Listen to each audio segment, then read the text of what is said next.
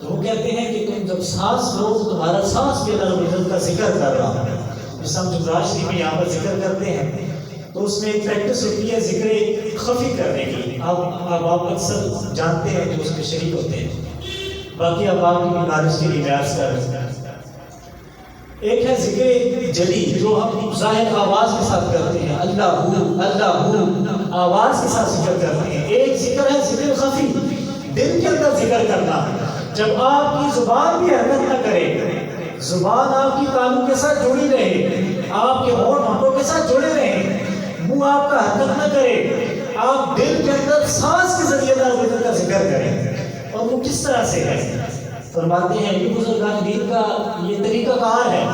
کہتے ہیں کہ جب سانس آپ کھینچیں گے، سانس کھینچ کے اندر لے کر جائیں تو آپ اس میں کہیں لا الہ، اور جب آپ سانس چھوڑیں الا اللہ، اس کے ذریعے ذکر لا الہ. سانس کھینچیں گے، سانس چھوڑیں گے الا اللہ.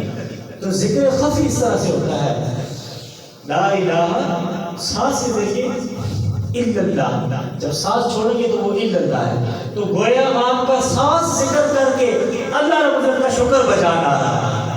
آپ فرماتے ہیں کہ جو انسان کا سانس ہے وہ بھی غافل نہیں ہونا چاہیے. جو دم غافل سو دم کافر.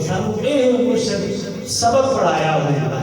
فرماتے ہیں کہ ہر دم ہر سانس آپ کا اللہ رب العزت کے ذکر میں رہنا چاہیے. جب انسان کا ہر دم اور ہر سانس اللہ رب العزت کے ذکر میں مشغول رہتا ہے تو پھر اس کا انعام کیا ہے؟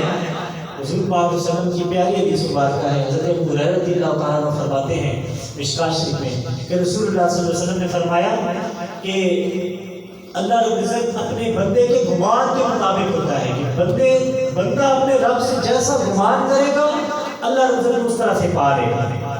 فرماتے ہیں کہ اللہ تعالیٰ اپنے بندے کے گمان کے مطابق ہوتا ہے، وہ اس کے ساتھ رہتا ہے.